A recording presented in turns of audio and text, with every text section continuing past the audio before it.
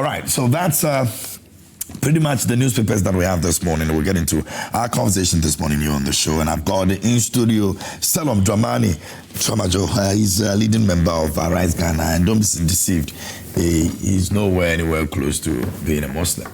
He's a full Votarian with his full chest. Selorm, good morning. How are you doing? Good morning. Everything good? Alhamdulillah. To prove me wrong. Alhamdulillah. I hope you're good. Alhamdulillah, I'm fine. Awesome. I'm awesome. keeping well. My phone. What phone? My phone. That's which one are you speaking? That's Dagbani. No, yeah, you speak ever. I should speak. That's the only one I can understand. Oh, okay. Elegia. I will dodge. Tumawani. That's Sakra. Stop this thing. I thought it was everywhere. Oh no! Can you imagine? Oh, maybe that. How many languages do you speak, by the way? I just dabble in languages, so it's crazy. I love language. You've done about 5, if I'm not, exaggerating, about 5. Yeah, so at least something to hold conversation with friends. You understand? So, for instance, I meet Dagomba man, and he says to me, "Desiba, I should be able to say, nah, Kaula, Lafi, Agbira, Ogombiane." You understand? So if a person meets me and says, Blika, that's good morning. Naba lawani, lanso, mlawani, lanso, tumawani. This is crazy. Mazamon popel madugbene pola katan lo TV Joy Prime pola katan ikola Joy Prime po gbe fida le ofa afo le ofa phone soji mi da pere ma obe ega formula gbagba odoma yemi gale musem vale mi ofa wona jibe mi ami agbo mi osusu cho enu ejo John South Africa to le mi Ghana obe amajuru le obe dumo en monye na ne kenye blani le gbe pe nkeke ma blani yo ka mi akpo mi ojide gbe kadi nya electricity e mo nu fofia adidome light off soga ko fo ma fi kuma se plito paroa light off ajumele dum so na ga travel me dum so yo mi la gele mendeke akpe me dugbe central to katan ma fi kuma se to bekpo dokpo atitepo tokata madugbenemi madugbena gavachi ko tokata bagali ko tokata madugbenemi be mi le wona pom de have you heard? Oh nice, this is good. It makes me feel a bit, then good morning to my colleague, first time maybe appear on a program with you. Yeah, sure. Your colors show you are the NDC rep. Ayezu Vim no day. Vim day. Ayezu. Abdulai, Sakra, Alhassan is here with me this morning. Is the NDC communications team member, and he's also a very good friend to this platform as well. So it's good to see you, my brother. How are you? Good to see you, President of the Men of Valor. I think. Is it? Oh yeah, you're officially the president. Oh yeah. Oh okay. Oh, he's the president. The president. No, I can't be. I can't. Men of Valor. The Gomwa, I think. Yeah, Gomwa is the carnival. Fantastic. I didn't know you have multiple talents like he's a multi-talented. Gomwa revealed the talent. Multi-talented. Oh yeah, that was so nice. Thank you. And with that performance, you're officially the president of Men of Valor. When are we having our next UK or go to US? We have to go to US first. Very well. Anyway, thank you so much, gentlemen, for making time for me this morning. We're also expecting Prosper Nati to join us this morning here on the show as well. He's the NPP communications team member, and so as and when he's able to join us, we're definitely going to also introduce him so that we get the conversation underway. But you can send us your messages. Our WhatsApp line is active. We're streaming live on Facebook. You can also send your messages over there, and I read all of them. Yeah, I'll try and read all of them today here on the show, all right? So keep them coming. Now, the government has summoned the acting High Commissioner of the South African High Commission in Ghana, Mr.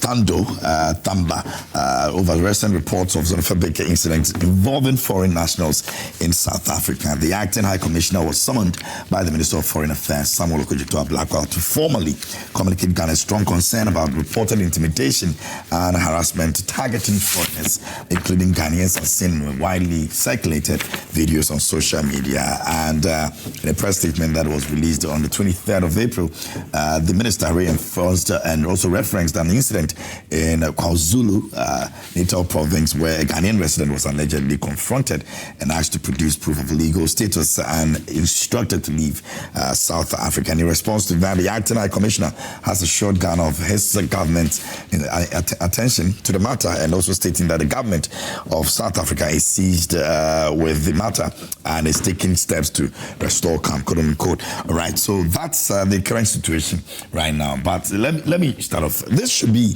a serious worry to many Ghanaians who are living in South Africa, and most importantly, the foreign ministry. So I want to find out. Sakra, I mean, this is not the first time we're having situations like this. Interestingly, you would hardly find a Ghanaian, do any of this to foreign nationals. Even if some of these things happen, the level at which they happen, I mean, it's way better than we see in some African countries.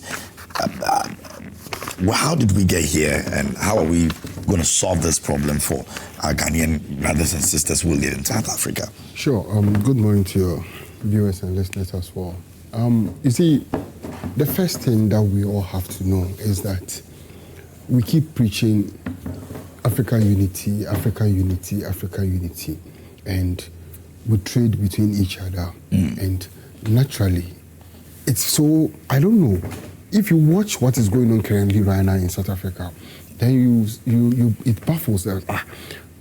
If you are chasing foreign nationals from your country and you target only the blacks, what are you doing?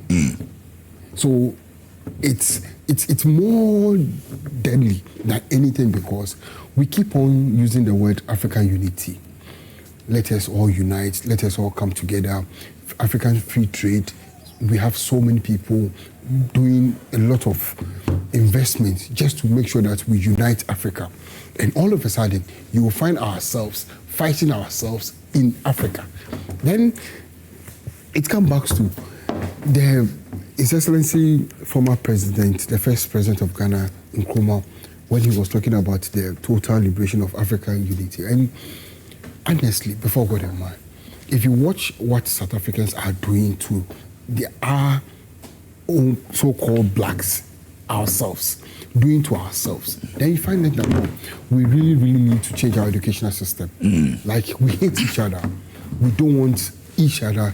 There was one particular guy who was a Congolese in this particular issue, who has been in South Africa for 20 years. And to him, he has never witnessed such barbaric incident in 20 years. And one thing that he said that baffles me was that they said the blacks are taking over their jobs. Yeah. But this is a community of blacks who says for 20 years he has never worked for any South African company. And if you can imagine what job exactly is that person taking from you. So there's something that we are not seeing. I think there's more deep things into this than South Africans chasing out Africans from their country. We need to do more investigation around it and know. But now, what we are saying is that Ghanaians out there are safe. For us of today, they are safe. All we want to let them understand that they should keep calm. Whatever being the case, we'll make sure that we keep these things dead and no one will be attacked again. But all I want to say is, if you watch the business between South Africa and Ghana, just last year, over $2 billion was traded between South Africa and Ghana. And a lot of South African companies are Ghana, enjoying Ghana. I've seen some people asking Ghanaians to also, do the same thing to the South Africans, drive all the companies in Ghana, South African companies here away. Not at all. I think it is not we are not there yet. All we have to do is to make sure that, we keep them safe.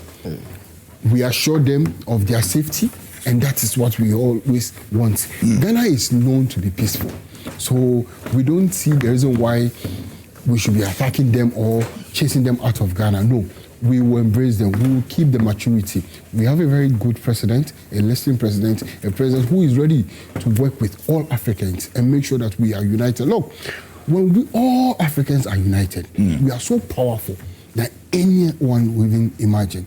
We are very, very powerful economically. We have everything. The only reason why we are where we are is because we are not united.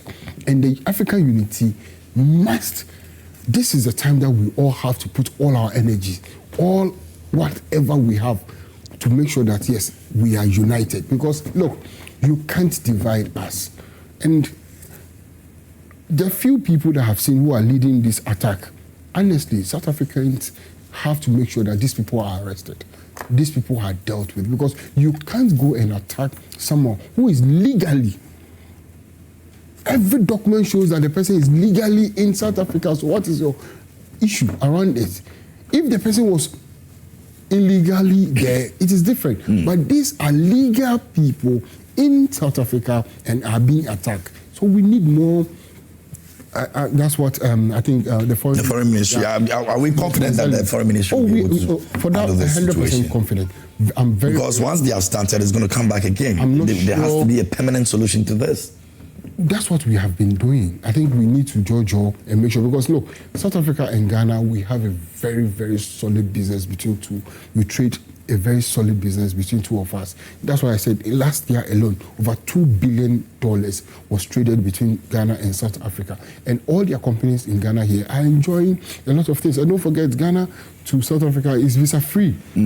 So there is this cordial relationship that we are having that we need to protect, because it is a win-win for both countries. It's not that Ghana is depending on South Africa, hence we can't do without them, or South Africa is depending on Ghana and they can't do it without us. No, this is a win-win for both countries. We need to sit down and make sure that the utterances that they did over there, they should be booked. This should not go unpunished. Those people, we saw them, they are on video, we saw what they did. We should see South Africa. I just yesterday I realized the South Africa president, Ramaphosa, was talking about it, and he condemned it. The condemning is not enough.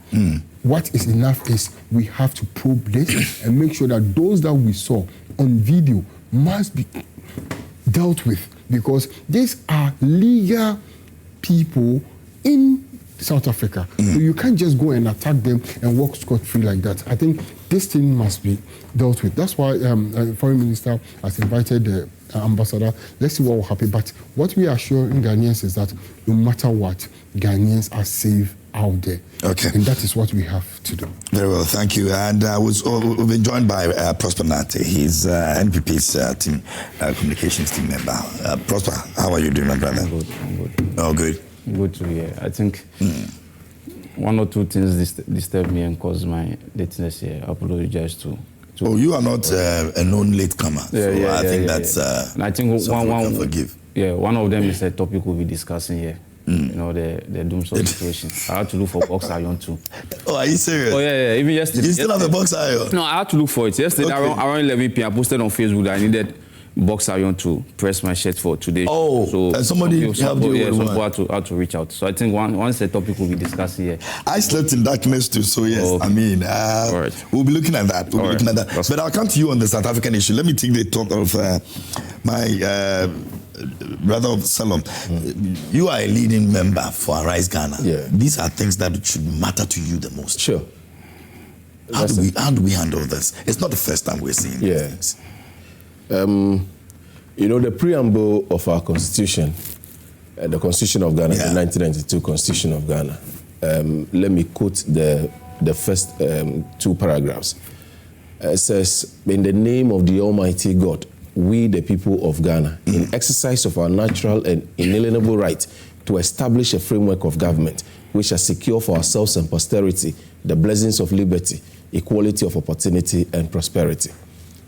In a spirit of friendship with all peoples, in a spirit of friendship and peace with all peoples of the world, unquote.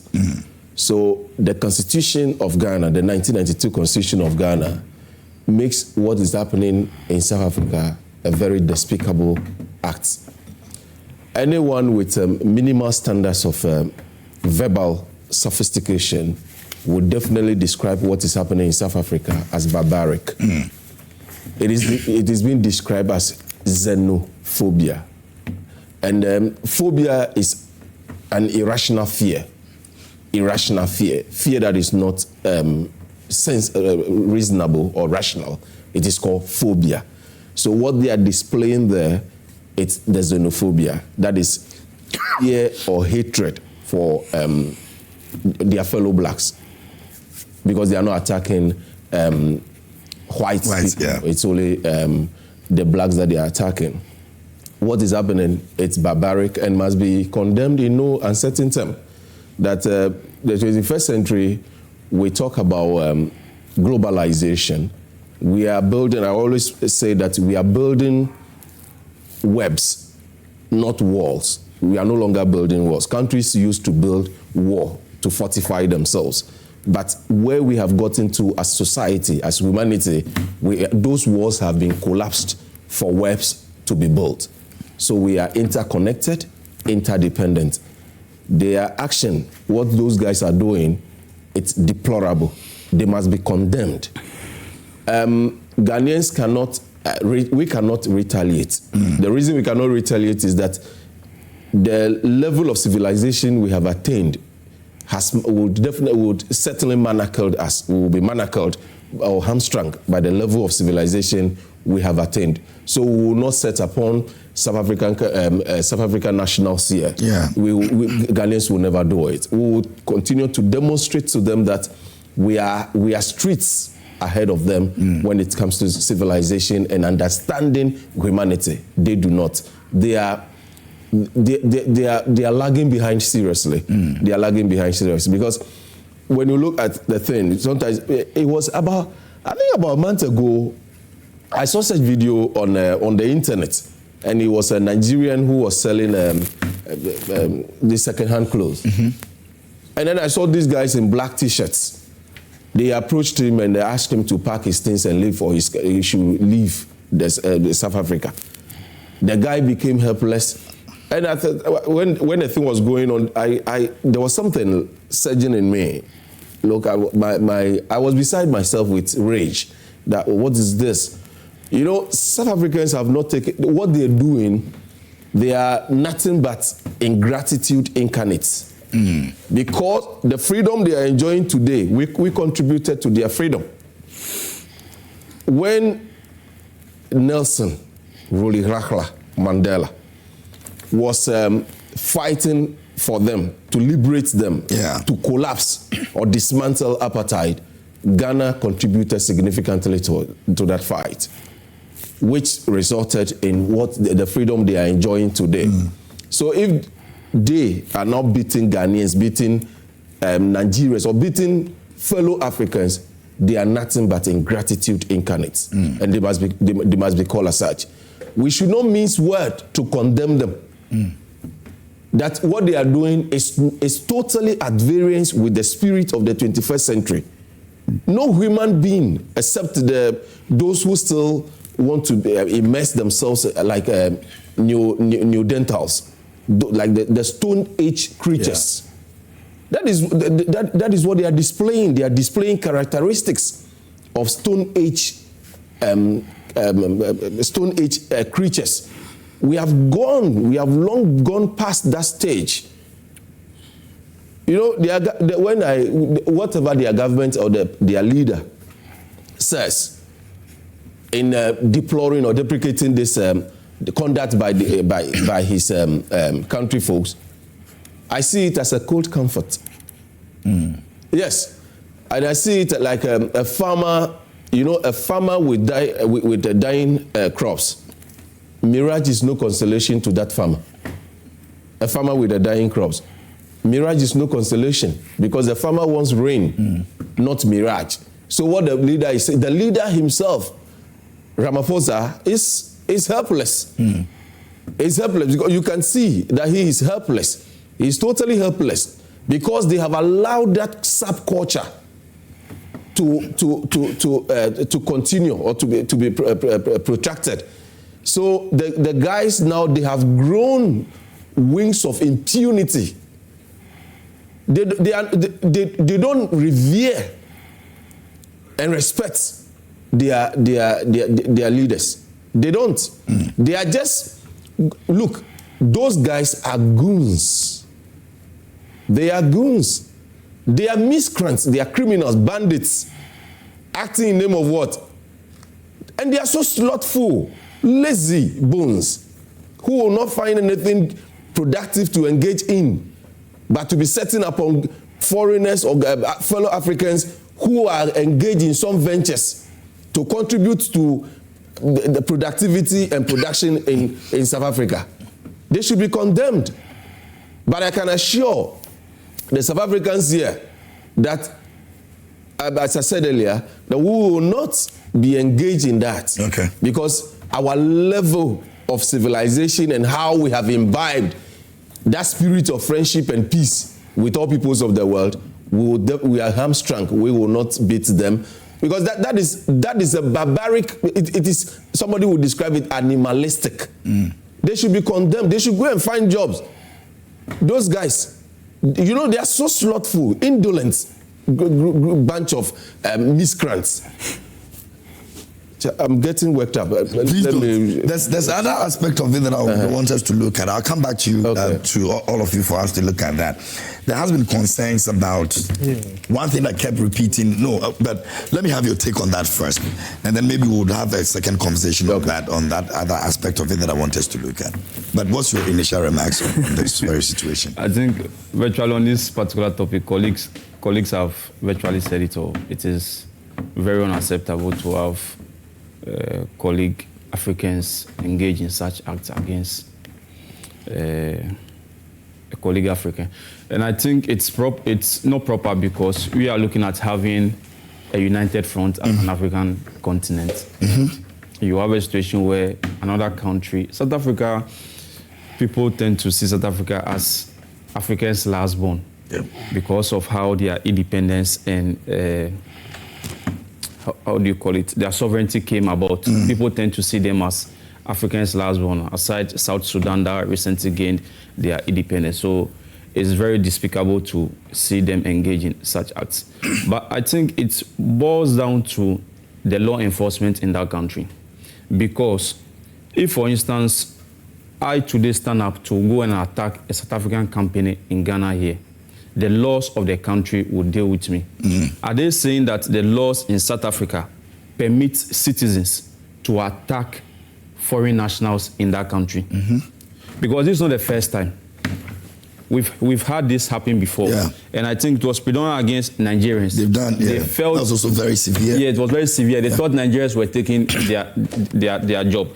But I don't think any research or any act has been shown where a South African has applied for a job, a colleague African national also applied for a job, and they preferred the colleague African national over the South African when South Africa had the competencies.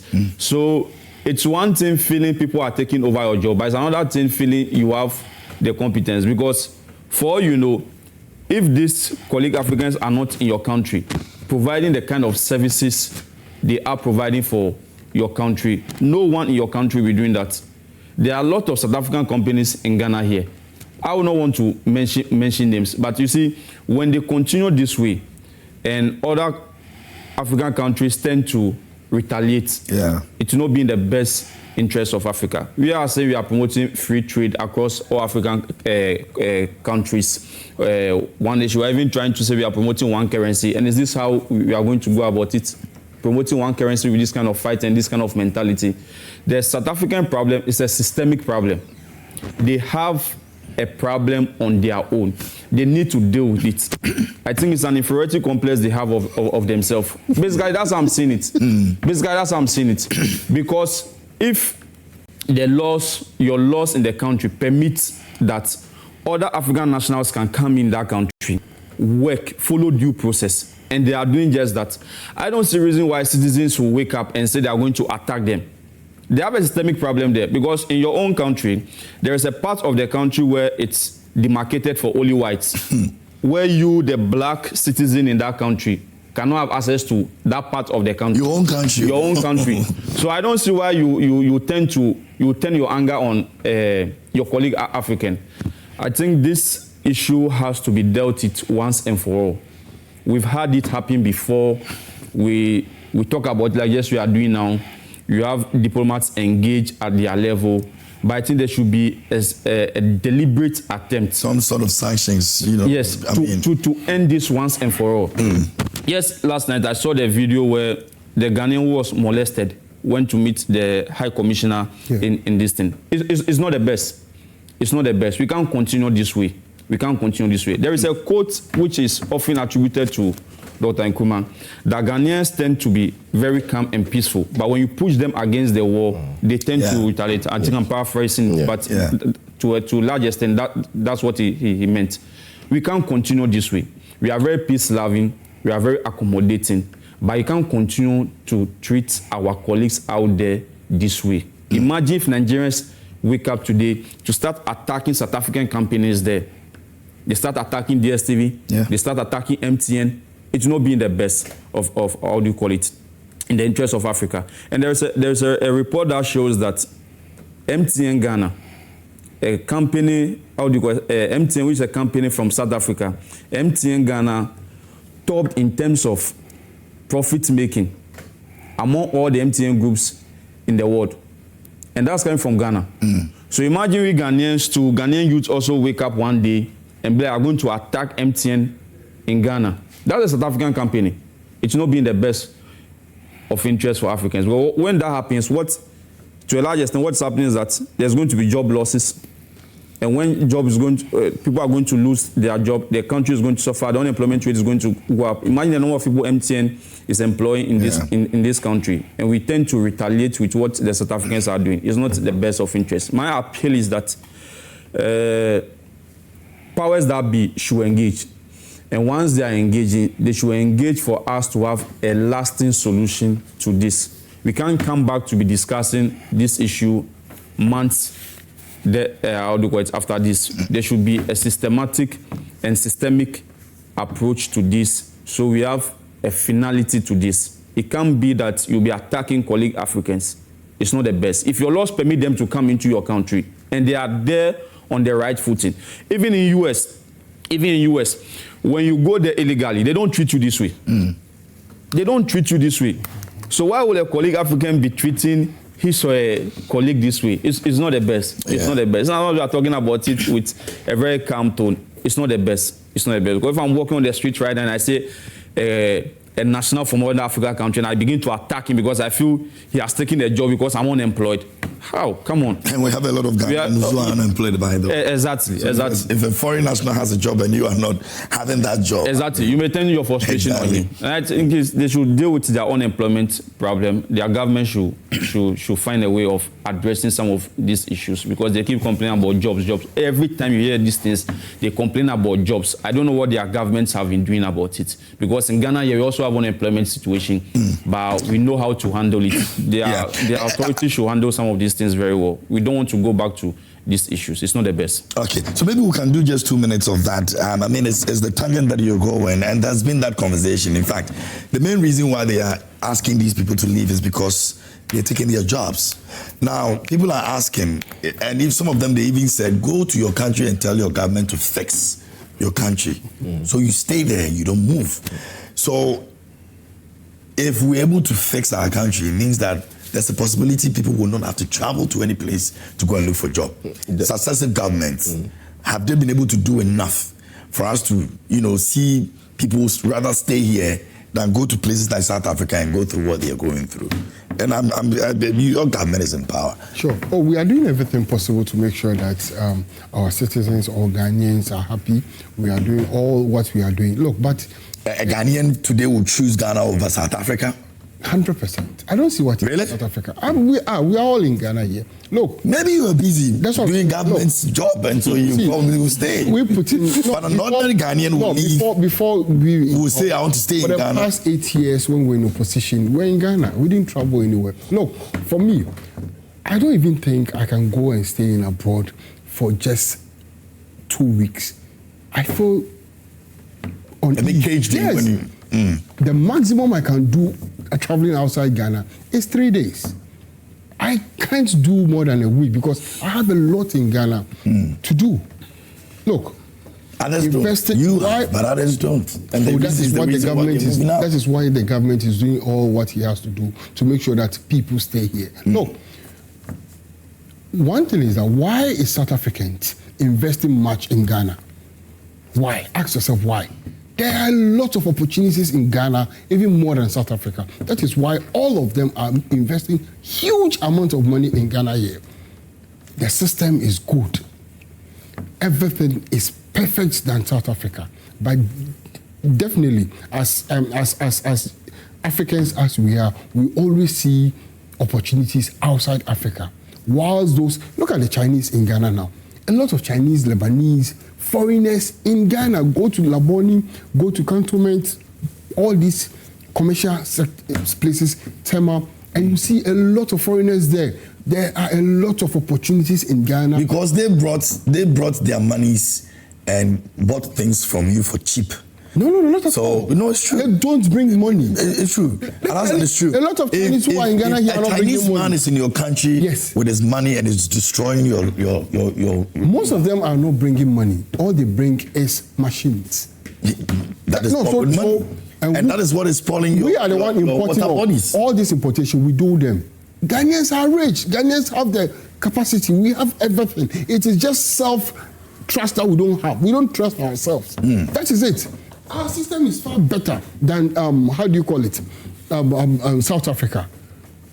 Look, if you mention those huge companies and the kind of investment they have invested and the kind of money that they are repatriating out of Ghana, it is mind-blowing. Look, it is time we have to believe in a system in Ghana. It is time that we have to believe in the economy that we are building. Look, Ghana economy is one of the best economy. That is why even the whole South Africa Foreign Affairs Ministry says they are using Ghana as a gateway to Africa, to West Africa.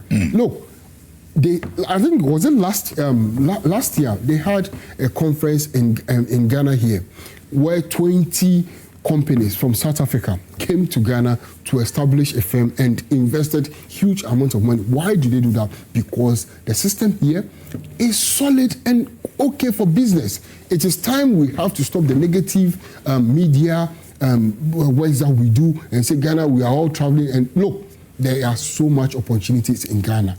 Although I know that politicians or we in politics, definitely people will say we should give more opportunities. The reality of it is that you've contributed immensely to this. We have done a lot. Politicians have contributed immensely to this. Politicians have also done a lot. We brought a lot on board.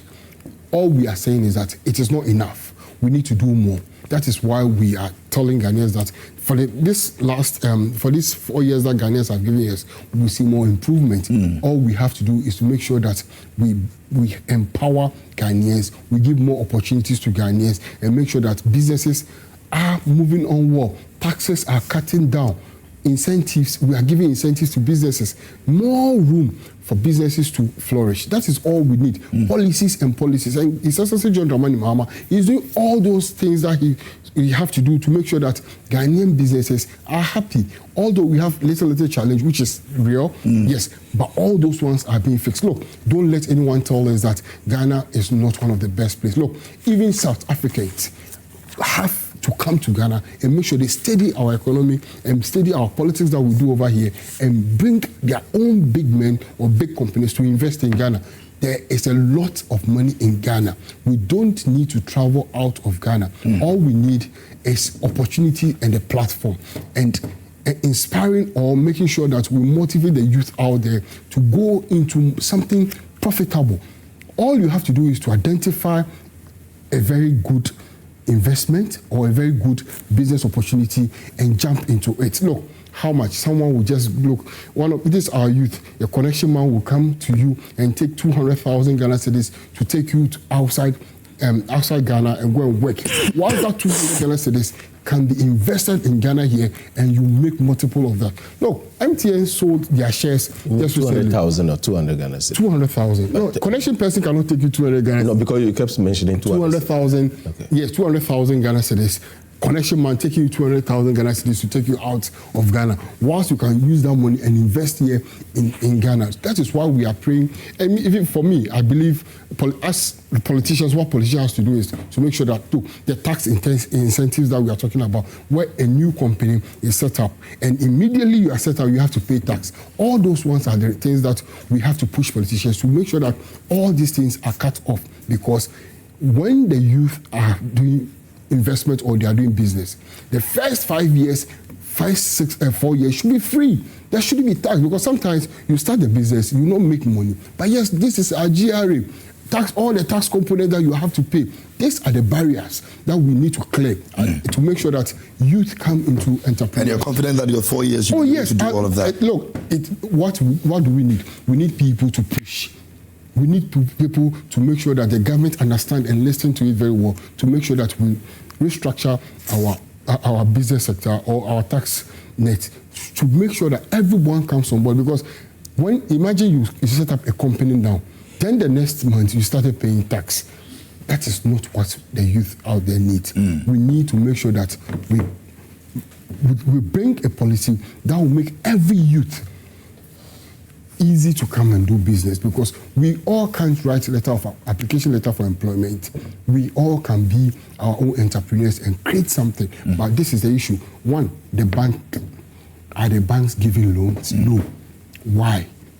These are the things that we all have to focus on, because if banks are scared to give loans to citizens or individuals or businesses, but they are free to give that same money to the government, that should tell you that there's something wrong. So we should encourage the banks to make sure that, yes, they also give out loans, because banks should give loans easily. But in Ghana here, it is very difficult for a bank to give loan. Why? These are the things that we have to do. Although we all understand why Ghanaians youth or everybody jackpot out there, yes, but that is not what we have to encourage. We have to make sure that the system works. We have to make sure that we encourage all the youth out there, because there's nothing better in South Africa than Ghana. Ghana is so sweet and better. That is why all their businesses are in Ghana. We don't need to go to South Africa. Ghana is 100% better, and His Excellency John Dramani Mahama is making it better. Okay, thank you. And also, let me remind our viewers that we'll have a setting exercise this morning, and so at 8 o'clock, we're going to allow you to join us on Zoom, so you can also share your thought on the issue that we're talking about this morning. Two major issues, and so 8 o'clock, we're going to put the Zoom link on your screens, and then you can join us. We used to do this some time back, and we see how we can actually, engage you again on a Friday morning. So one issue is the power outages. The other issue has to do with the xenophobic attacks in South Africa on the Ghanaians. So you can share your thought with us at 8 o'clock. We'll just try and then open that conversation up. All right, let me get to you, Selorm, on that aspect of it as well. Politicians, they say they are doing better. It's not enough, but they can do better. Do you see any better in what the politicians are doing?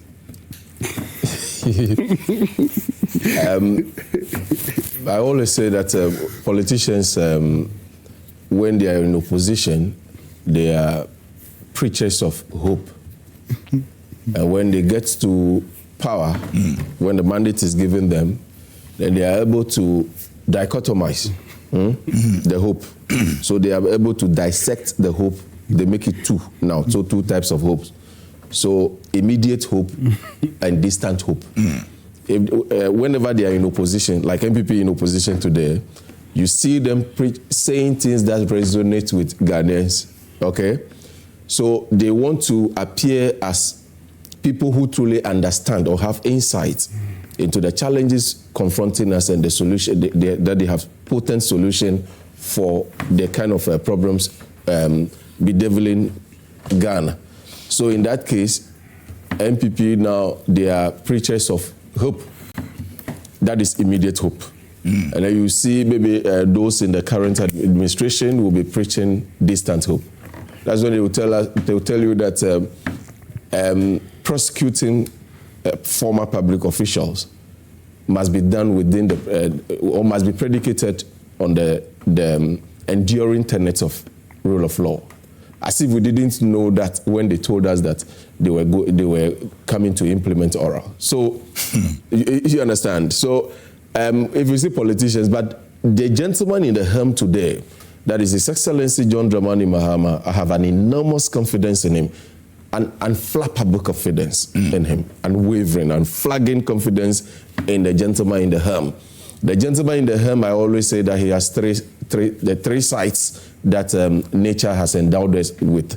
That is insight, foresight, and hindsight. As we speak, it is only His Excellency John Dramani Mahama who has these three insights as far as leading this country is concerned. He has insight, which is actually something that is comes in handy for him whenever we are faced with problems. You know, we are faced with myriads of problems. But, the reason some Ghanaians find themselves in South Africa today, it is not only about jobs. Human beings, by nature, we are migratory. And some circumstances make us migrate. So, those majority of Ghanaians in South Africa today, they are just sojourning there. They are in transit. Because sometimes those when you apply, I'm told, when you apply for visas here, UK visas, US visas, the kind of things that they take them through, the delay, the frustration. So some people sometimes opt to travel to South Africa for, such immigration opportunities. People travel to Togo. Some Ghanaians travel from here to Togo just so they can procure US visas. So it is not only about staying in South Africa. No. Their main thing is to sojourn in South Africa for some period and then leave. The Constitution of Ghana, Article 36, is unambiguously clear. It has placed it on the shoulders of government. The government must create jobs. That is Article 36 for your leave. I quote, the state shall take all necessary action to ensure that the national economy is managed in such a manner as to maximize the rate of economic development, to secure maximum welfare and freedom and happiness for every person in Ghana, and provide adequate means of livelihood and suitable employment, and provide public assistance to the needy. So creating jobs, it's something placed on the firm shoulders of government. So government cannot pass the buck. Because you remember it was during His Excellency Nana Addo Dankwa Akufo-Addo's regime when the former finance minister at a forum at a UPSA said that the public sector was choked. So university graduates should create jobs for themselves. So that was a comment by somebody in the officialdom that was redolent of frustration. It was redolent of hopelessness.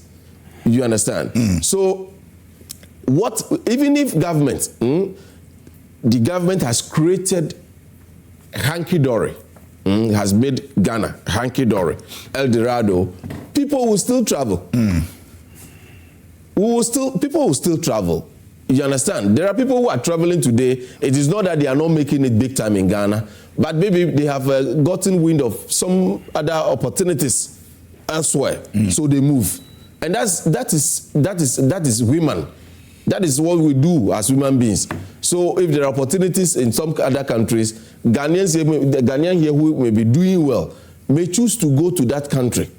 It is not because our country has become like so to speak, the armpit of the world. No. People will definitely, even if government succeeds, if government succeeds in creating Ghana or making Ghana a hanky-dory or El Dorado, people will still travel. What we need to do is that the country, those folks in South Africa, they must be treated as bandits, as miscreants. That's it, because no, we will not stop. South Africans are coming here. They are coming here for opportunities. All right? So if they are asking, even there's some misconception about what they are telling. When you listen to them, they say your country is at war, go and fix it. Meanwhile, Ghana is more peaceful than South Africa. South Africa, you know the crime rate there. Yeah. Far higher than what we are experiencing in Ghana.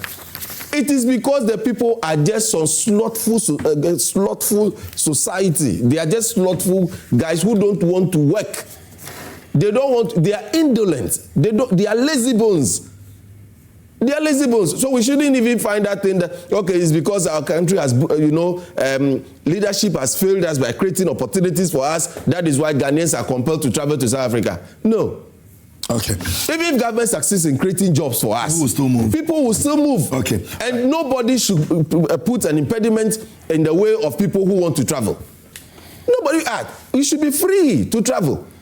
Once you have the required documents to travel, you travel to that country. That country shouldn't be molesting or abusing you because you are a foreigner. Even that language, sometimes describing the people as alien, I find it so pejorative. It's a pejorative term. Alien, how? We are. So, let me ask you this question. Those guys who are doing this thing today in South Africa, I don't think they even understand what obtained in that country before some of them were born. Apartheid, that ruthless, savage regime, was what obtained in that country. And through our solidarity, through African solidarity, they successfully dismantled apartheid. But there are still remnants of that system that should be removed. And we are even thinking of getting innovative means to get the remnants of apartheid removed, and you are now beating us. So shameful. Okay, thank you very much, Selorm. Let me have your take on that, and then we'll move to our next topic, ECG issue. So, yeah. I think this is not a South African issue. This African solidarity. If an African is not safe in Africa, then it betrays the continental unity we are seeking to push.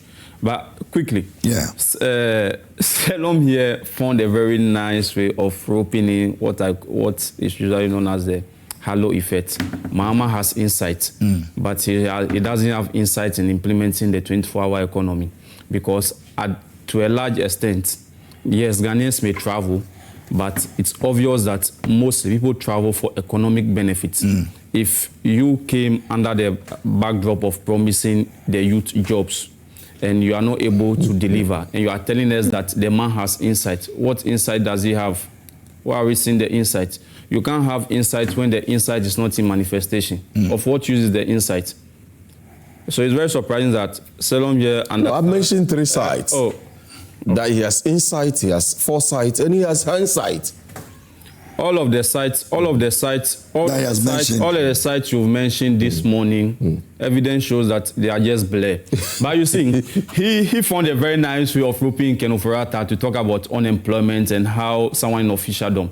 We had an MP who is also a member of the ruling government expressing the same frustration, to understand that he was even telling the youth to engage in Indomie business.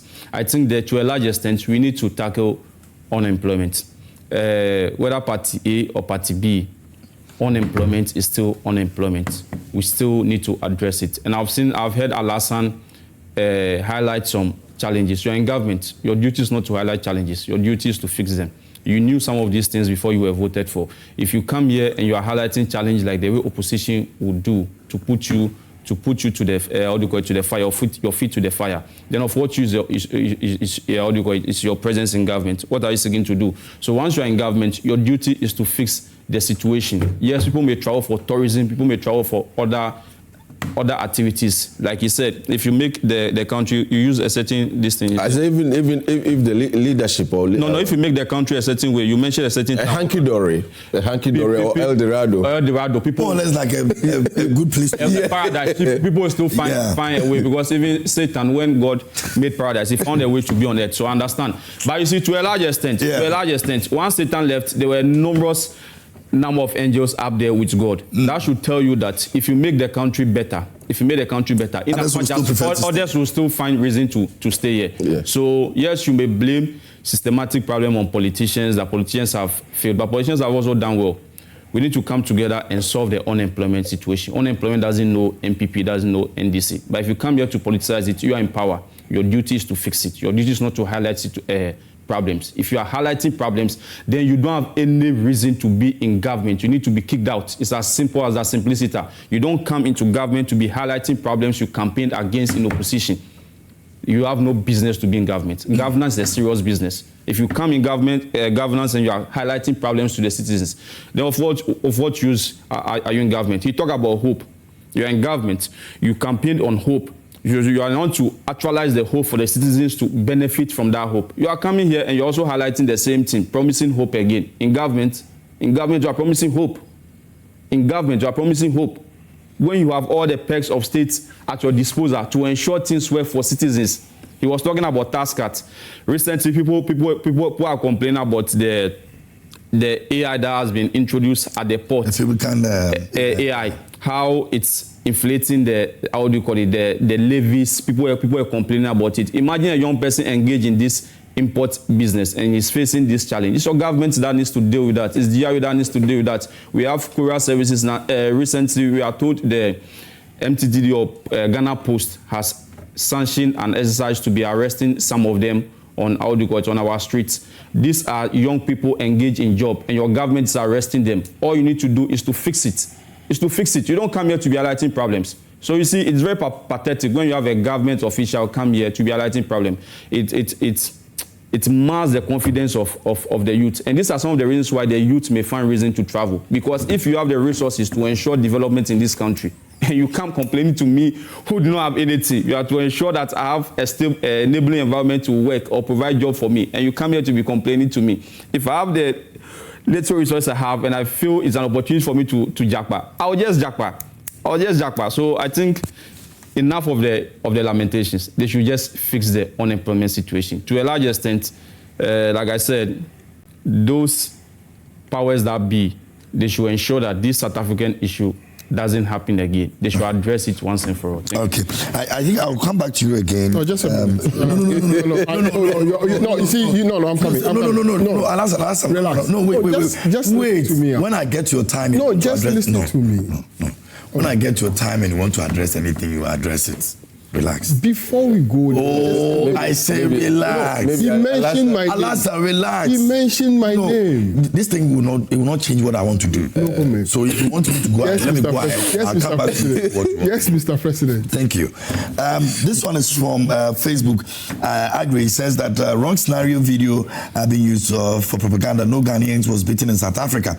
And he said the man that was beaten is not the same Ghanaian man that was questioned. This is propaganda to spread hatred among South Africans and Ghanaians. Okay, I think that he's also trying to speak on the issue of the South African big attack, but looks like, but the thing is this, we've clarified this in a sense that, you see, it's not about how many of them have been beaten up and whether it's happening in the entire South Africa or not. Even if it's one person that has been, taken through that thing, it's not good. That's what we want to say. So yes, we know it's not the whole South African country that is doing it, or all the South Africans that are doing this. But the point is, even if 2 or 3 or 5 people are going through it, should it be the case? Do we have to maintain this? And that's what we're all trying to avoid and speak our minds on. I'll give you 1 minute to address what you want to address, because we need to move on to the EC. That's a very serious issue. Yeah, sure. My brother here, when we were dealing with the issue, I didn't come here to do politics about it. I never made mention of politics around it. We are tackling issues, and we need to be truthful and honest to each other. I never made mention of MPP, NDC. All I was saying is that as a youth, which he is also a youth, we all have what is harming or what is disturbing us to do business. So I'm also a citizen. Aside me being a politician or my government being in power, doesn't mean I don't have anything to say. I need to also give my input. And I'm giving my input that this is what the youth we need. He was talking about the port AI. Look, AI is not an introduction of a new tax or hike of tax. AI is to generate and make sure that custom officials give the right duty at the port. Simple as that. Okay. No, I never said that. No. When you control this way, then you have to give me the right of rebuttal. Because we did 2-2. We did 2-2. I said we have a very important issue to do. That's fine. But when you give me this, I may have the right of rebuttal. AI back and forth. Alhassan, your time is up. Talk on the ECG issue. All I'm saying is, before I even come to the no, just speak on the ECG issue. I will speak. I think he wants to use his time for that. He wants to use his time for that. No, we are not doing politics here. We have done 40 minutes of. I never did politics. Exactly. That's why I want this to stop right now. We have done 40 minutes of. When he was doing it, you should have stopped him. No, and I'm giving you time to also respond to it. Problem. You can't use all the time to respond to all the things he said, right? Now, currently, let's talk about the ECG issue. The ECG issue. Yeah. We've said it, and ECG themselves have brought their schedules and make sure that we know what is happening. Currently, what is happening is that we are doing some maintenance. The president has reechoed that. Yes, that's what we are doing. Stakeholders still believe that there's much to it than just maintenance. Sure, that's what the stakeholders are saying. We are managing the energy sector. We are having the authority. ECG, and you know what is in there. Exactly, and the ECG has given us, even not today, they started giving ECG, when you go to ECG's platform, since February, they've given us the hint that this is what they are going to do. They are going to do 2,500 transformers. They are going to change it because the ones, they are replacing it and the aging ones are not effective, so they are changing it. We are telling Ghanaians that, look, this is not a doom saw that is on our table. This is a total thing that we are transforming the electricity aspect of Ghana. One, we don't owe. All the independent power supply that we own has been paid. We have told Ghanaians that nothing is there. We have paid the IPP, we have paid them. This is just a maintenance that we want to make sure that Ghanaians have effective electricity. And this is not something that we call doomsaw that people always say. Doomsaw is what we are doing. We are making sure that... This is not the first time you're hearing that, right? It's a continuation of doomsaw. Because... But you didn't take it lightly when somebody said it was doomsaw. We wanted timetable because as at that time, it was everybody was... Are we not there yet? You said, we are not there. We're not at all. People are going off for 2 days and you say you don't have to give them timetable. That is why whenever we are going to a particular area, we announce that this area, we are doing the change of transformers, so you should expect a day of... There's a proper communication to we that. do proper communication. And people are still because the NPP want to bring in the Odumso issue. But the NPP are not the other Ghanaians. They are the ones complaining much. So they are influencing the people. Exactly. They are the ones say the things they are the ones saying. People are experiencing the things have to be influenced by NPP. I'm coming. When we are changing your transformer. Yeah. Definitely you go off. But it's your communication that matters. We have done the communication. NPP doesn't have. That is why we are not focused. That's ordinary Ghanaian. That is why we are not. When it comes to your communication. That is why we are not focusing on whatever they are saying. All we are telling Ghanaians is that we have given you the timeline. We have given you what we want to do. We've been clear to Ghanaians and say we are investing this much into our energy sector. We are doing this and we are doing that. And look, every community that we are working at, we have videos, we have pictures, evidence of what we are doing. We are just not saying we are changing transformers and we are not changing it. Every place that you have seen that dooms over there is a transformer that has been changed. 2,500 transformers, 28,000 fuses that we have changed so far, and 1,600 rotten poles that we have changed. This is investment that we are doing, and we are making sure that even coming forward, don't forget that we are no more normal energy. We are doing green transition right now, where solar is our focus. And we are even thinking about how to introduce nuclear and make sure that, yes, we empower the energy sector. Look, do we have an idea when this will be done? Oh yes, by the end of this year, we are doing. By the end of the year. Oh yeah, we are so doing. we're going to have the water. The power outages. It is not the whole. It is not the whole Accra. It is not the whole region. It's I know. It's exactly. So we are doing it. So it's the entire. Exactly. Year. We are doing the entire year. We are doing it, and it is something that we have told Ghanaians. We are bold. So we're going to have this intermittent. Exactly, because to get the best, we need to make sure that you feel it and make sure that Ghanaians enjoy what we are giving them. We are making sure that we revamp our energy sector. We are pushing more money into it to make sure that, yes, every Ghanaian, but don't forget we are bringing a 24-hour economy. And with that, we need more power. We need stable power. Yeah. That is the reason why we are doing. Look, we will not have any fear to anything. We will deal with it. We are man enough to tell Ghanaians that, yes, this is what we want to do. This is the impact. No matter what we have to do, we will do it. We are not scared.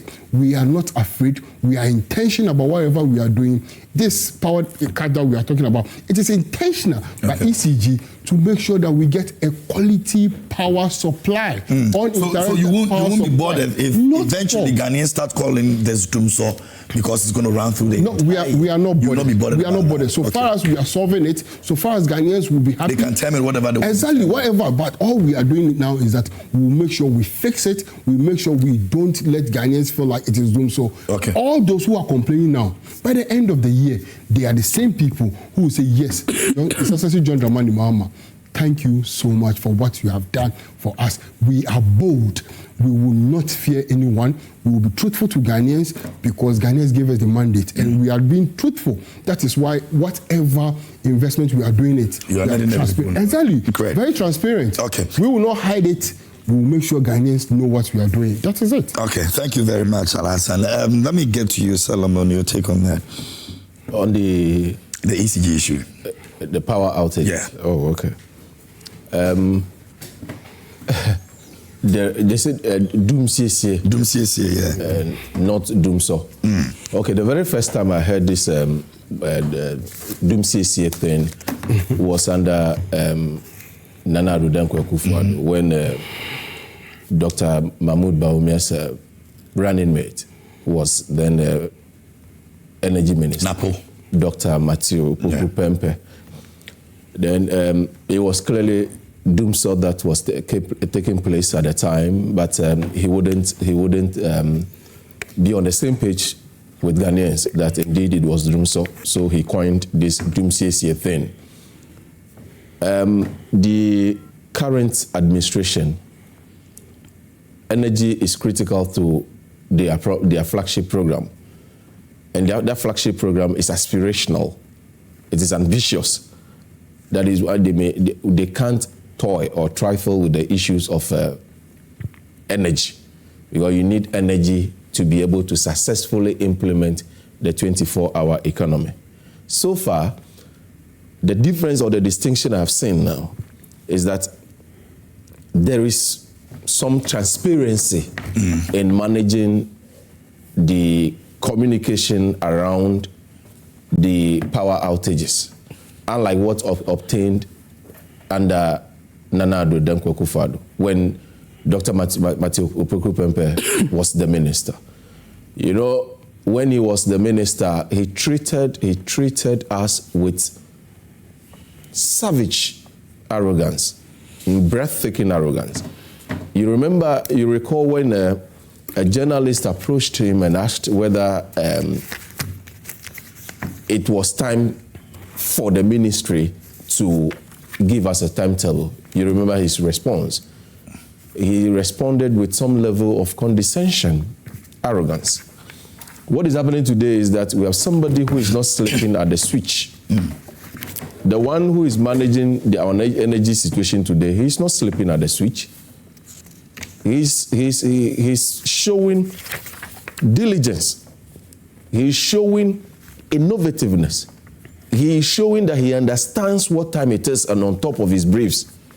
Unlike what's happened before. So, whether it's Doomso, because you remember myself,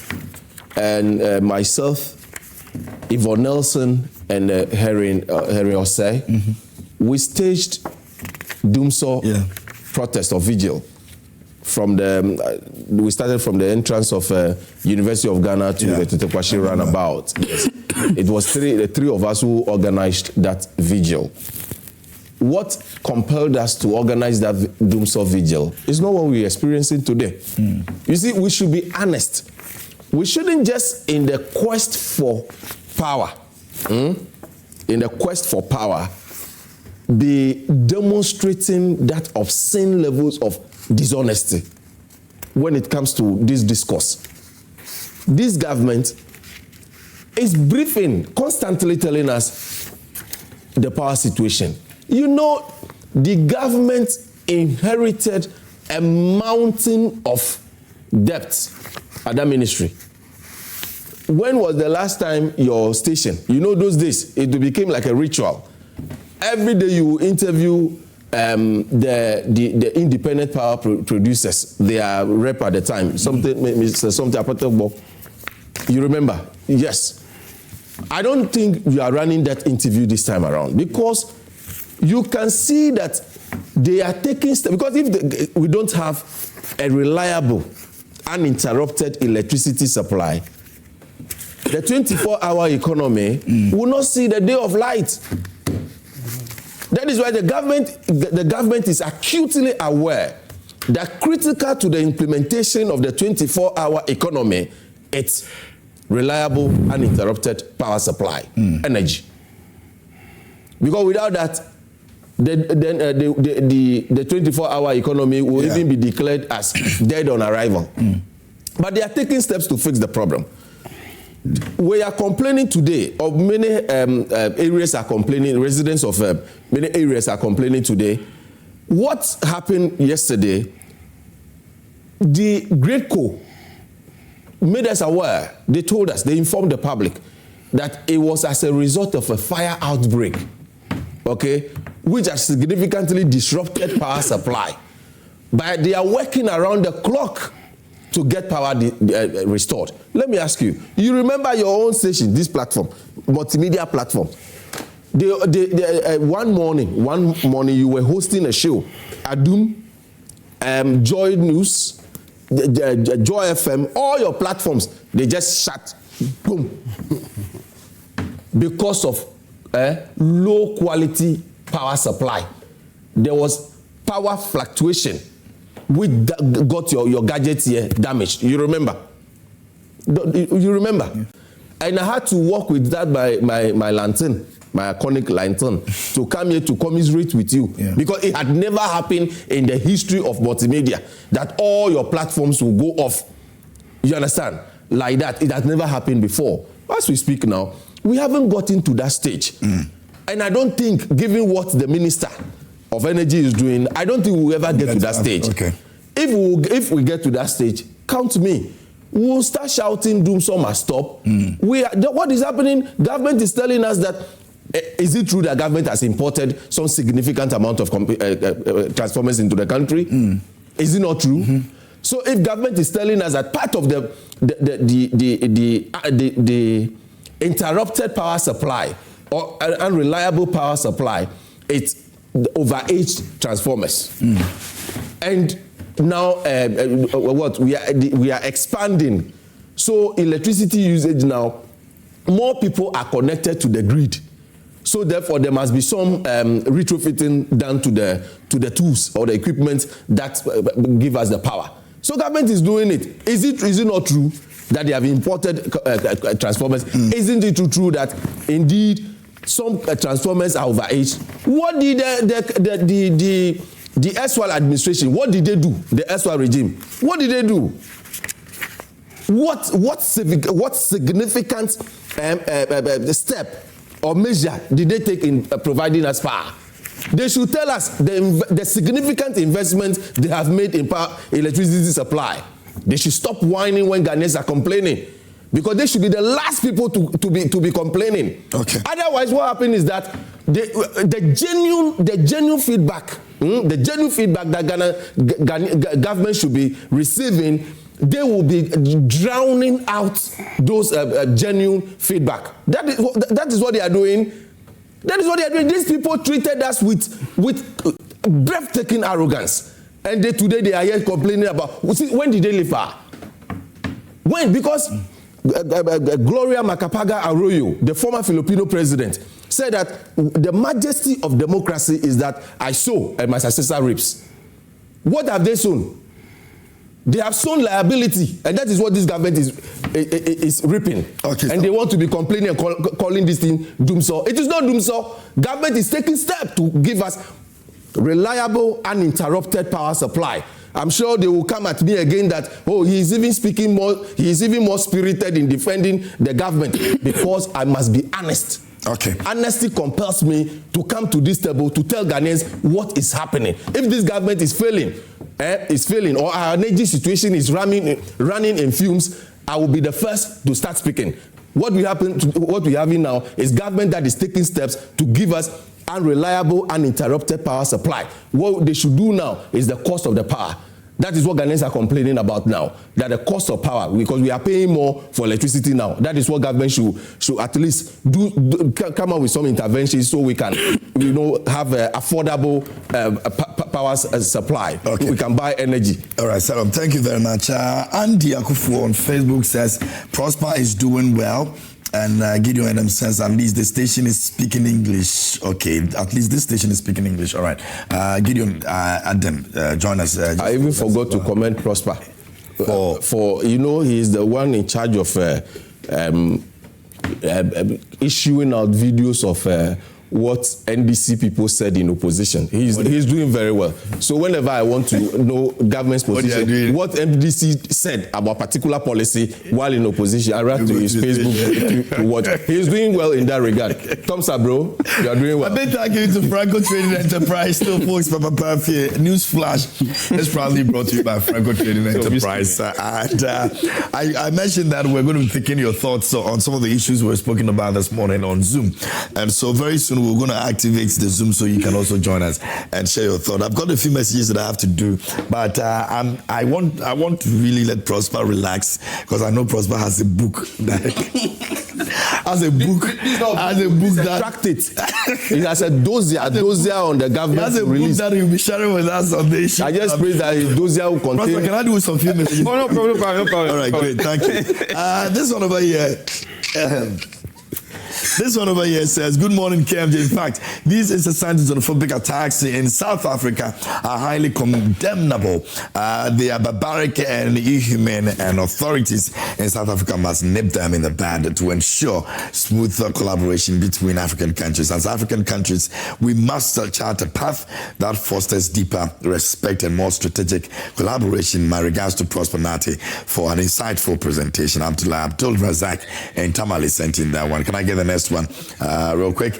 Meshach Asante says, I want to ask MPP, when are they going to organize another demonstration in Accra, because the one they did in Sunyani didn't see the light of day. It has a fall flat in water, and I can assure them that they are yet to witness more arrests since they have started peddling their usual falsehood again. All right, let me get to the next one and deal with most of those who are commenting on the issues for today more. Good morning from Algeria, and it says the current happening in South Africa, soil, it boils down to hatred to those foreigners doing exploits and prosperous in their day-to-day business. Okay, that's a message from South Africa, Algeria. Kwame Acidity says majority of Ghanaians are calling for abolish or removal of the Office of Special Prosecutor. OSP has failed. Okay, no, I think this was yesterday. So, something, can you guys go up? Let's do the messages up. Yeah. This one says, good morning, Mr. Host. Please, the power outage is too much. Why are we suffering with this doomsaw? KMJ, what happened to some MPs, MDCs, and NDC executives who involved in Galamsey and hypocrites, the so-called Arise Ghana? Okay, that's one for Selorm over there. Good morning, my brother. My greetings to you and your panel, especially NPP man. Tell the NDC guy that you should fix and stop what they are saying. Alhaji Abu Boga Atlantic sent in that one. Let me go to this one over here. Good morning, my brother. Greetings. Okay, no, I think that's the same thing. I'm not able to operate it from here. So it's the back room that is doing for me. So pardon me. Good morning, KMJ. I'm Suleimana from Navrongo. Can Mr. Selorm listen to himself after speaking on this doomsaw issues? I thought he will make some. Okay.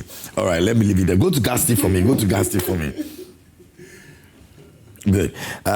From Gasti Man in Brekumene, he says, KMJ, no one expects the NDC to accept that. This is the second coming of doomsaw, but Ghanaians know that during the first doomsaw, the president promised to the extent that he even promised not to promise again. Selorm will try everything possible to defend the NDC, even where there's impossibility. It makes his credibility questionable. He's now turned to an expert and spokesperson for the ECG. All right. This one over here says, okay, can you, hi, sir, good morning. All right, good morning to you as well. Same Boache sent in this one. It says the xenophobic attacks currently plaguing South Africa are utterly heinous and barbaric, demanding swift condemnation from the African Union leadership. It is paradoxical that some NDC propagandists assert Ghana as a prime location for work. Studies reveal that Ghana faces frequent power outages, rendering the doomsaw levy on the fuel purchases questionable. Given the ongoing power shortages, the feasibility of a 24-hour economy policy is doubtful. We appeal to the minister to introduce load shedding regulations and reconsider the doomsaw levy. The country is facing hardships with soaring rent, food prices, and the 28% increase in electricity bills, coupled with delayed payments to crucial sectors such as teachers, nurses, and cocoa farmers. And it goes on and on and on. Okay, let me. The NPP guy sounds some way. Somehow, I don't want to be harsh, because if employing people was that easy, the past government would have done that. The word just he used is not in place. Good morning. That's Eunice from Ho. All right, thank you, Eunice, for that message. There's no explanation to this. They have taken our 1 Ghana cedis per every liter of fuel, yet we are still experiencing doomsaw. My brother, doomsaw is back full time. Teacher Kojo Tepa, says it's unfortunate that the NDC politicians fail to see beyond the horizon. Today, the young ones have become victims of circumstances. Redundancy resulting in unemployment is the imminent result of the education reform. The 3 main areas to be reformed in the education were totally neglected. Cheap politics is the root cause of unemployment. Greetings to Asante Koka and also Honorable Eric Nana Ajman. All right. Good morning, Mr. Host. Please ask the NPP man that can president use 1 year to employ all employment men?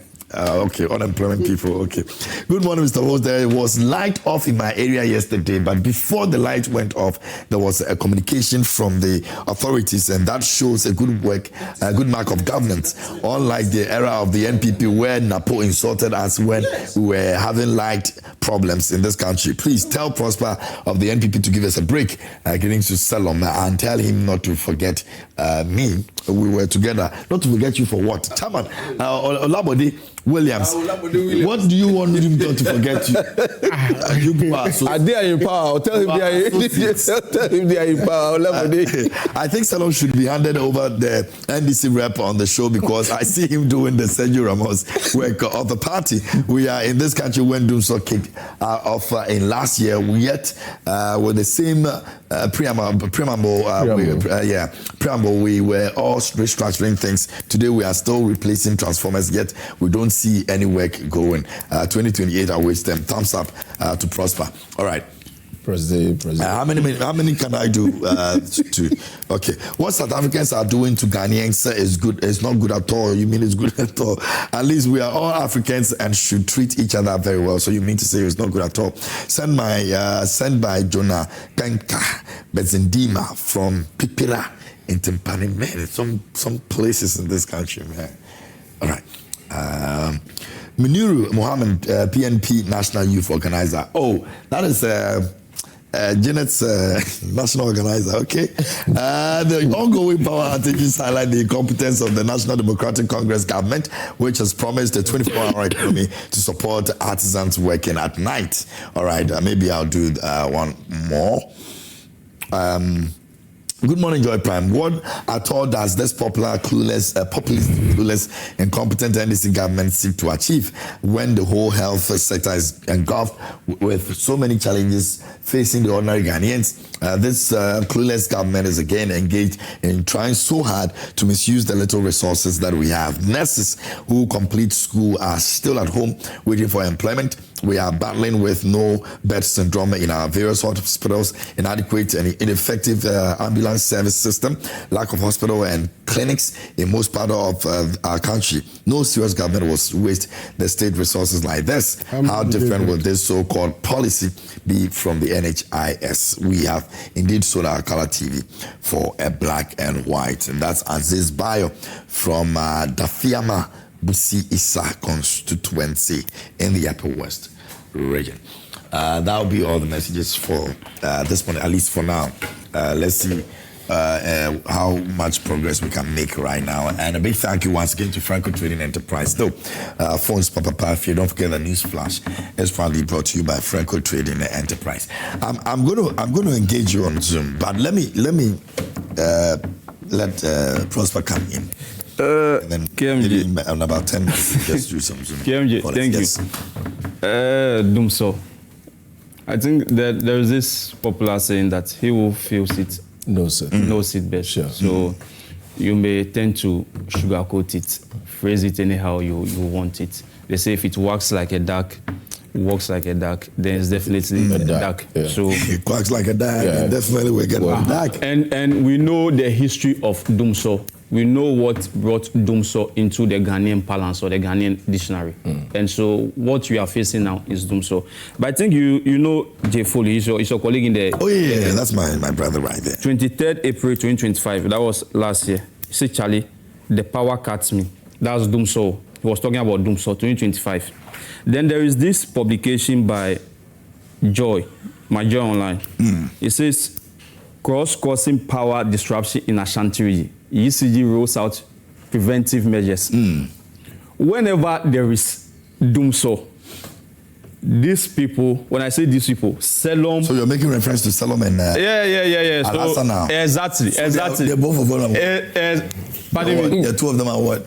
Oh, if you like, Siamese twins of a thought. So they tend out to find funny excuses to give. If you say you are changing transformer, how many days does it take to change a transformer in a locality? I don't want to believe you started experiencing the Dumso yesterday.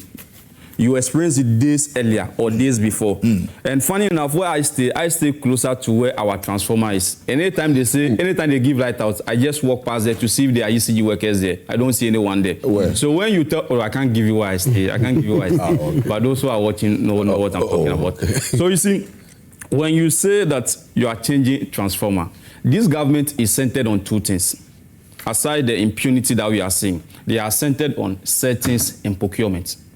They are centered on settings and procurement. And why do I say so? You see, when you go to the evaluation report of, a minute please, the final evaluation brief on Power Compact 2, that's how do you call it, a media agreement Ghana engaging, the Compact 2.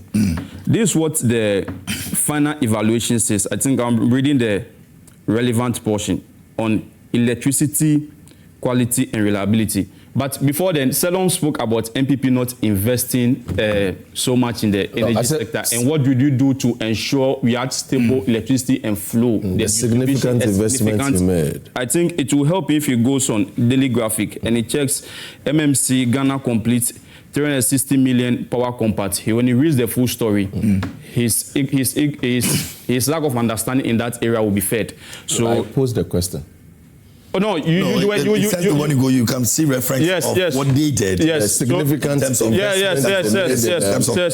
this you should tell us. So you can read. Oh no, so you can read. You see, so the final evaluation brief, which was issued in May 2025, I'm reading the relevant portion on electricity. It says the infrastructure investments. That's what I'm telling Selorm to go and read. What the investments we've done, the Pokwasi and Kaswa, the substations, the improvements we've done there. The final evaluation report says the infrastructure investments had positive impact on electricity quality and reliability. That's the first point. Second, some of the infrastructure investments improved reliability by reducing outages. One of the primary substations reduced outages by 44 hours per year, and a combination of upgrades improved outages by 22 hours per year. Then it goes on to say the third point, all project interventions except one improve electricity quality by substantially reducing under voltage. That's what we popularly call the low current, because they have a funny way of doing things of late. Sometimes they may not even turn your light off completely, but you may be experiencing what we know in the local parlance as low current. You may see your bulb on, but your fan will be blowing heat. Some appliances may not be able to work because the voltage is very low. So this report is indicating that the under-voltage situation has been dealt with. And I'm saying all these things to address what I'm saying. This government is centered on settings and procurement. Okay. So I'm coming. So I'm continuing. Prosper, I'll let you continue. Give me 1 minute. No, don't worry. I'll let you continue. Let me speak to Felix Asante. I'm trying to see what their power situation also looks like in different places. So let me just do this exercise quickly. Felix Asante, if you can hear me. Yes, I can hear you. I believe I can hear you. Okay, what's your power outage situation where you are? It's really terrible. It's really terrible. I moved to Kumasi just this week to engage in the police station election going on.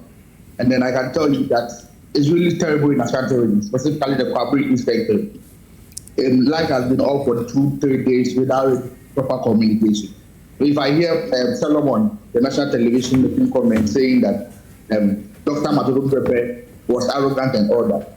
What the NDC is doing, they are doing nothing. They are not doing anything better. We are in government to solve problems like Prosper said.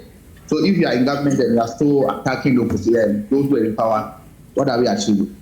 I hope you understand. Okay. All right. Thank you very much, Felix. Do I have another person that I can pick quickly? I want to just deal with this quickly and then I'll let Prosper have his take. All right.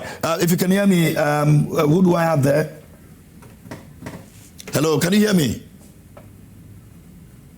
Unmute and speak to me. Hello. All right. Please, when we pick you, try and unmute and speak to me quickly. Your name and where you zooming from. Let me put it that way for want of a better word. Yeah, my name is Alhassan. Okay, from where? Which area? I'm calling from Mkranza. Okay, what's your power outage situation at the moment? In fact, I don't know what is happening in Ghana. And to be frank, it's like the media, you are not, we say we are not here, but you are not even serious. Why am I saying this? Before 2024 elections, we had this with NDC boys with something on your media, on your station, saying a lot of things. And you people gave them to say everything on the platform. But what are the things that they said when they were nothing. 3 years today, we don't have life. Okay. This one that the life thing. Okay. Do you get communications? Do you get messages of the power outages? Is it communicated to you before the lights go off? No. Look, yesterday night, you will just be the phone, the lights are gone off. Small time to come, small time to go, small time to come. I think somebody just stand somewhere looking at you so that when you hold the light.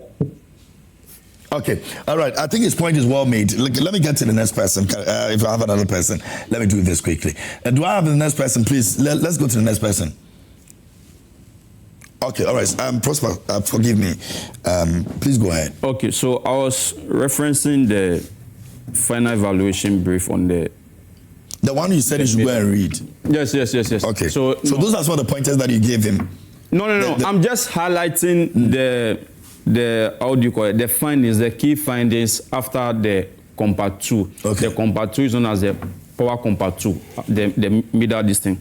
And I was on the point 3 about how some of this under voltage has been reduced because of the compact. But I think the point 4 on it says that although the new bulk supply points, the largest point investment, the largest project investment did not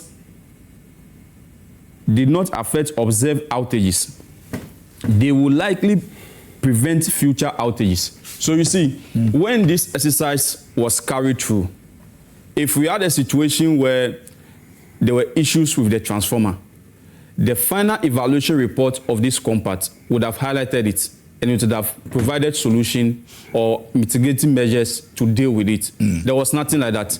If you come in and you feel like you want to change transformer, go ahead and change transformer, but don't center the power situation we currently have on transformer. It's a procurement issue they are engaging. It's a procurement issue. Make you feel frustrated, tell you that it's a transformer that is obsolete, then find reason to get new transformer in the system, because when some of this procurement goes on, someone gets a cut there. Basically, that's what they are doing, because I see no reason why this final evaluation report will give indication that after everything that has gone on, future outages will be mitigated or be dealt with. And you come here telling me that it's because of transformer issue. In 2025, when we were experiencing the doom saw, 2025, because I started the submission giving you how people started complaining in 2025 about the doom saw situation. So it's not just a current situation. It's not just a current situation. It's been a year. It's been a year. Was it the same transformer issues? Then he goes ahead to label Napo that he was very condescending with his response about asking for a timetable. When Apo said there was no need for timetable, what's more condescending? He didn't say so. When Apo said there is no need for a timetable, he said we should go and draw our timetable. He never said. No. Selorm, allow him. What's more condescending and disrespectful to Ghanaians than when you have a national newspaper, Daily Graphic, published on their front page, when Mama was president, Mama 1, government will not declare load shedding in spite of power outages, President Mahama. In spite of power outages. What's more disrespectful and condescending than that? You come here, sit, when Napo told you the same thing, you feel that Napo is being disrespectful, but the president is not being disrespectful. Selorm is old enough to know the kind of power situation we face in the country during Mahama 1. Yeah. And if Mahama 1, he's telling you that there was no need for, a schedule, a load shedding schedule. What's more devastating than what we experienced? Okay. And you see, you said the doomsday saying the first time he heard it was under Napo. What were we experiencing? Napo told you that it was a challenge that was being corrected. We were trying to mitigate some of these things from the report, because this compact carried on through when Napo was energy minister. You guys didn't buy into that story. You guys didn't buy into that explanation. But today you sit here telling us that it's doomsday you guys are engaging, and so we should believe you. We can't believe you. Like I said, it's basically a procurement issue they are engaging. He who feels it knows it best. At least you caught 2 people from Zoom spoke. One spoke about not being lack of proper communication concerning how sadly they just take out their lights. Someone also complained. The first guy, I know him very well. He stays at Tema. So for him to move from Tema to Kumasi partly because of the exercise there, should tell you how devastating some of these things are. And you come promise 24-hour economy, which is more production centered on power supply, and we are facing this situation, telling us that it's transformer. Like I asked, how many days does it take to change a transformer in a locality? All those complaining around, are they changing their transformer every day? Are they changing their transformer every day? Because yesterday, for instance, I had light out, and before then, days before, I had light out. How many days does it take to change a transformer? Had it not been for a box iron I had in the locality from an old woman, probably I wouldn't have been on this show. I lie not to you, because I needed a box iron to press my shed before coming here. So when you sit here and you say that the government is being upfront by engaging them, you didn't tell us that when you come to government, you come to communicate to the people. You told us that you come to make their lives better, and we are facing doomsaw. What you are facing now is doomsaw. That's basically what you are facing. You may want to sugarcoat it. You may want to give it any term you want to give it, basically what we are facing now is doomsday. The earlier they become honest with Ghanaians and do what they are promising to do, the better. Okay. Because it's just a procurement situation. Make Ghanaians feel it, and when we tell you it's a transformer that we are changing, and you've seen the transformer being posted it's online, you feel that truly this government is working. Basically, that's not it. Because from the report I just read, it shows that the project that was carried out would have dealt with future outage situation, including what we are facing now. Yes, okay. Because the report was issued in May 2025. If the report was issued in May 2025 and we are in 2026 and we are still facing the same thing, how do you go about that? When it came in 2025, what was the reason for the doomsday? They told us we had fuel for 2 days or so, and because of that, we would have experienced doomsday. You see, like I said, it's just settings and procurement. Okay. Settings and procurement. First of all, let me do another check. Chief, if you can hear me, good morning. Can you unmute Mr. Caleb? Okay. Please, where are you zooming from? Yes, please, I can hear you. Yeah, my name is John, calling from Oyibi. Oyibi, okay. What's the situation over there with the power outage? It's very, very, very bad. Actually, for the past 3 weeks, light has been going off unannounced. For example, 3 days ago, it went off in the evening, came back in the morning. Yesterday in the morning, it went off again around 8 a.m. and came back in the evening. In the evening around 6 p.m. it went off again. It came back only this morning. To be frank with you, the man that is over there talking about fixing the problem here and there, they are not seeing anything. So if they will sit up together and do something about it, the better it will be for us all. So that is what I want to say. Okay, very well. Thank you. Yeah. Ordinarily, when some of these things happen, there shouldn't be any need for me to even make my submission because people are folding, and Alhassan and Selorm have made it look as though it's MP people who are trumpeting the situation. MP people are first Ghanaians. We don't have a Ghana for NDC. We don't have a Ghana for NDC. We don't have ECG for MPP. We don't have ECG for NDC. At least you have 3 people. At least you have 3 people who have called in your Zoom, and they've all complained about the lack of communication and the challenges they face. No. If you are doing this, you got your time. Prosper, time is up. Prosper, what do you want to say again? I'm not done. You see, they are interjecting. You are not. So let me conclude. Let me conclude. Let me wrap up.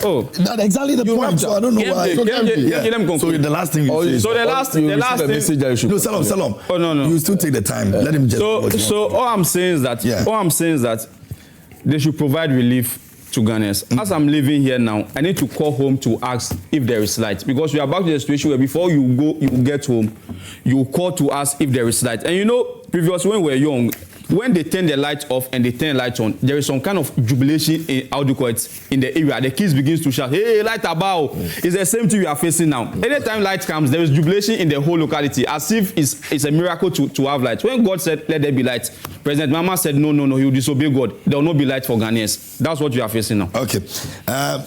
Alhassan, you see, we ask for Selorm. What I want to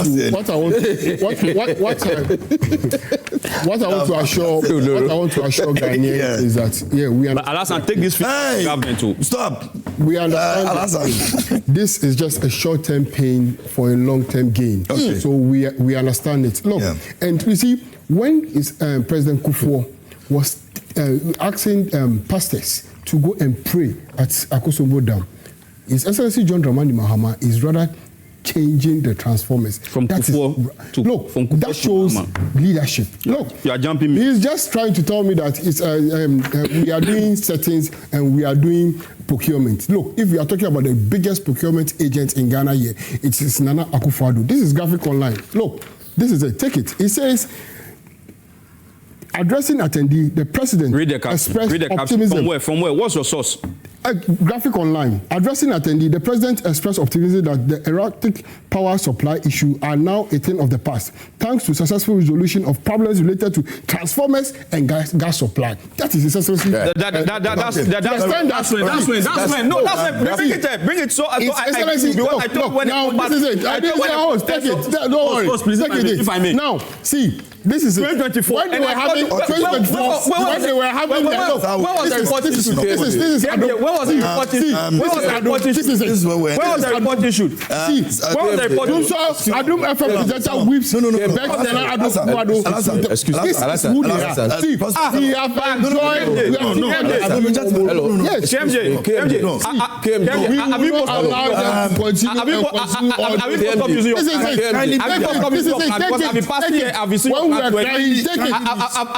Have you stopped using your plants? What are you talking about? Have you stopped using your plants? Have you stopped using your plants? When they were because I've been passing here. So should I? No. Prosper and Alhassan. Do you guys want me to leave the show? Wait. No, stop. No, stop. Do you guys want me to leave the show for you guys? I can do that. No, but I can do that. What you are doing is not helping the viewers. It's not fair. I have been very, very nice with you, and when you do things like this, I don't really like it. Television and let me say this. No. I said Prosper. Let's allow him to talk. KMJ, I say this thing with abundance of honesty and conviction that I will not in any way trifle or toy or try to play down or water down the debilitating or crippling effects of doomsday. What I'm saying is that the government through their communication telling us that indeed they are not sleeping at the switch. They are working diligently to get us uninterrupted power supply, which will enable or which will make it possible for the government to implement the 24-hour economy. Because without reliable uninterrupted power supply, 24-hour economy will not see the day of light. Okay.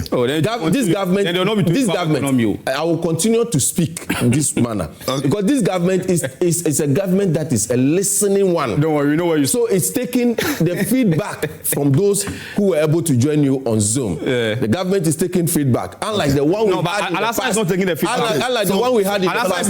Unlike the one we had in the past, which was tone deaf. Okay. This one is listening one. So Prosper, I'll go and post the record. If you mention my name, I'll respond. No, Prosper should go and...